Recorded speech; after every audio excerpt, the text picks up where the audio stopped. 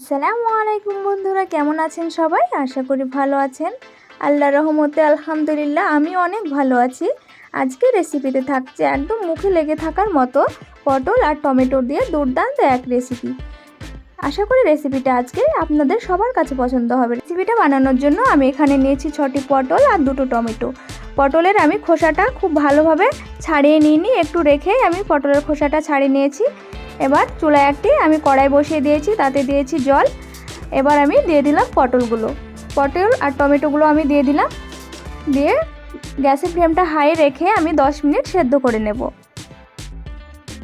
ফিরে আসলাম 10 মিনিট পর। দেখুন পটল আর টমেটোটা আমার খুব ভালোভাবে সেদ্ধ হয়ে গেছে। এবার আমি তুলে নিয়েছি। এবার আমি টমেটোর খোসাটা ছাড়িয়ে নেব। এভাবে হাত দিয়ে কিন্তু খুব সহজেই টমেটোর খোসাটা ছেড়ে আসবে। এভাবে হাত দিয়ে আমি ছাড়িয়ে নিলাম। এবার একটি কাঁটা চামচের সাহায্যে আমি পটল আর টমেটোটাকে খুব ভালোভাবে ম্যাশ করে নেব।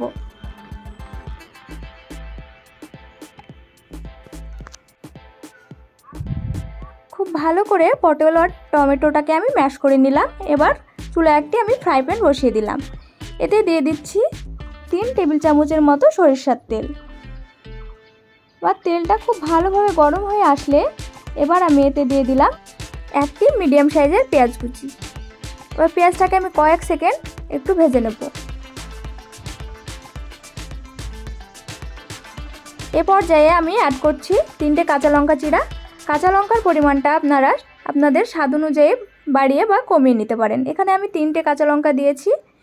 এবার আমি আবারও কয়েক সেকেন্ড ভেজে নেব। এ পর্যায়ে আবার দিয়ে দিচ্ছি 1 চামচ আদা বাটা। এবার আমি পেঁয়াজের কালারটা চেঞ্জ হয়ে আসা পর্যন্ত ভেজে নেব।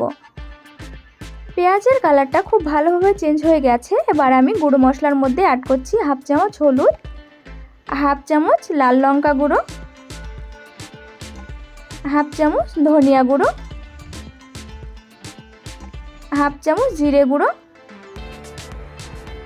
আর 1/2 চামচের একটু কম গরম মশলা গুঁড়ো। আর দিয়ে দিলাম স্বাদ মতো লবণ। এখানে আমি 1 চামচের একটু কম লবণ দিয়েছি।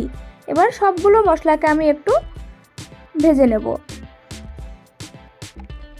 ভেজে নেওয়া হয়ে গেছে। এবার মশলাগুলোকে আমি এক সাইডে রেখে দিয়ে দিচ্ছি ডিম। এবার ডিমটা আমার এক সাইড ভাজা হয়ে গেলে খুব ভালোভাবে ডিমটাকে আমি কুচিয়ে নেব। ভালোভাবে কুচিয়ে মশলার সঙ্গে আমি মিশিয়ে নেব।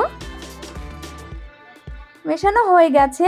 এবার দিয়ে দিচ্ছি পটল আর টমেটোর মিশ্রণটা। এবার আমি গ্যাসের ফ্লেমটা মিডিয়ামে রেখে প্রায় 2 মিনিট মতো আমি কষিয়ে নেব। 2 মিনিট আমার কষিয়ে নেওয়া হয়ে গেছে।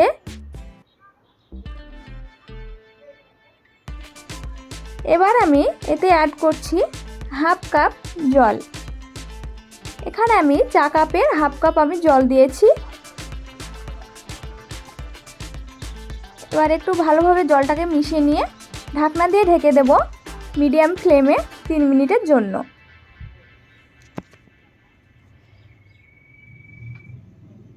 ফিরে আসলাম 3 মিনিট পর। দেখুন জলটা শুকিয়ে গেছে। এবার আমি ঢাকনা ছাড়াই আবারও 3 মিনিট খুব ভালোভাবে রান্না করে নেব। পটলের এই রেসিপিটা বাড়িতে একবার হলেও বানিয়ে খেয়ে দেখবেন। এটা ভাত রুটি সব কিছুর সঙ্গে কিন্তু দুর্দান্ত লাগে খেতে। আমার ভিডিওটা কোথাও যদি আপনাদের একটু ভালো লেগে থাকে অবশ্যই আমার চ্যানেলটা সাবস্ক্রাইব করবেন। আর প্লিজ আমাকে সবাই সাপোর্ট করবেন আর একটি লাইক করবেন আর বেশি বেশি করে ফ্রেন্ডস ফ্যামিলির সঙ্গে শেয়ার করবেন। আর কমেন্টে জানাবেন ভিডিওটা কেমন লাগলো। দেখুন আমার তৈরি হয়ে গেল দুর্দান্ত স্বাদের রেসিপি। সবাই ভালো থাকবেন, সুস্থ থাকবেন। আল্লাহ হাফেজ।